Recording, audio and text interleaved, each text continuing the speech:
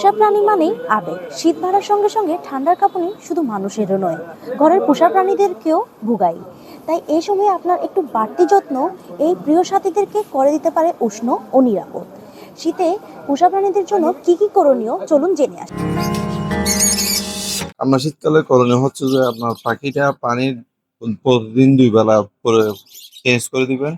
Plus খাবারের সাথে কিছু শরীর গরম রাখার জন্য যেমন সূর্যমুখী, মিলেট, ক্যানারি, তিসি, গুজি তিল এই ধরনের কিছু সিড মিক্স করে দিবেন, তাহলে শরীরটা গরম রাখবে, পাখিগুলো অসুস্থ কম হবে। আর যদি পারেন তাহলে একটু হালকা কুসুম গরম পানি পরিবেশন করতে পারেন। আর সব সময় খাবার পাত্র পরিষ্কার পরিষ্কার রাখতে হবে, পানির পাত্র পরিষ্কার রাখতে হবে, ট্রেগুলো পরিষ্কার ডেলি 2 বেলা করে পরিষ্কার করে দিবেন, তাহলে আশা করি ভাইরাসে সহজে আক্রান্ত হবে না। এই সিজনে বেশিরভাগ ক্ষেত্রে মনে করেন রানীক্ষেতে চলে আসে, কলেরা চলে আসে, ঠান্ডা জনিত কারণে বিভিন্ন ধরনের রোগ দেখা দেয়। বিশেষ করে ওরা ঠান্ডা লেগে যায় বেশি। তারপরে মানে আমরা যেটা ইয়া বলি, এই চুনা পায়খানা বলি, ওই ধরনের কিছু ঠান্ডা লাগার কারণে হয়। এই ধরনের রোগে আক্রান্ত হয়, সর্দি কাশি, ঠান্ডা এরকম।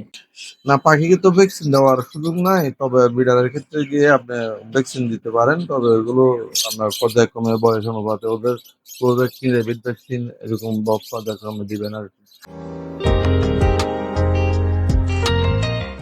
আসলে শীতকাল আসলে সব রকমের পশু পাখিরই কম বেশি ঠান্ডার সমস্যাটা সবচাইতে বেশি দেখা যায়।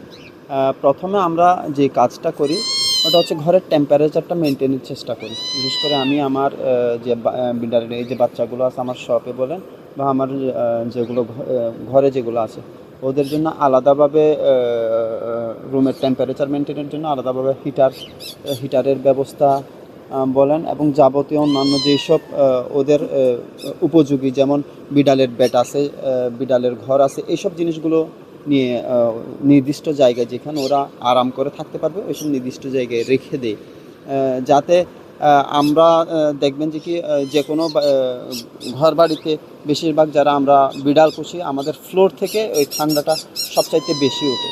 তাইলে আপনার যখন এই ঠান্ডার কারণে অনেক সময় বিড়ালের দেখা যায় কি সর্দি, তারপরে হাঁচি কাশি এগুলো হয়ে যায়। এই কারণে প্রথমেই হচ্ছে আপনার ঘরের টেম্পারেচারটা মেনটেনটা খুবই জরুরি। এটা গেল। দ্বিতীয় নম্বর হচ্ছে আপনার প্রত্যেক বছর ওদের যে ফ্লু এবং রেবিসের যে টিকাগুলো দিতে হয়, প্রথম এবং পরে গিয়ে বুস্টার, এগুলো অবশ্যই করাই নিতে হবে। ওগুলোকে ওর একটু খুব নরম এবং আহ্লাদে টাইপের, একটু আদরে টাইপের হয়ে থাকে, ওদের একটু খেয়াল রাখা দরকার।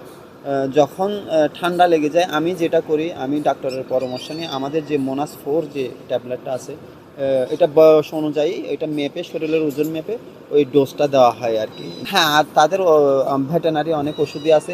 আমি বিশেষ করে হোমিওপ্যাথি এবং অ্যালোপ্যাথি যে আমাদের যে হিউম্যান ওষুধগুলো আছে ওগুলো আমি ইউজ করি। আর কিছু বাইরের ওষুধ আছে, যেমন ওদের ঠান্ডার জন্য আর অন্যান্য হাঁচি কাশির জন্য ওগুলো আলাদা কিছু ওষুধ আছে, যেমন এসিআইও কিছু ওষুধ এখন নিয়ে আসতেছে, বাজারজাত করতেছে।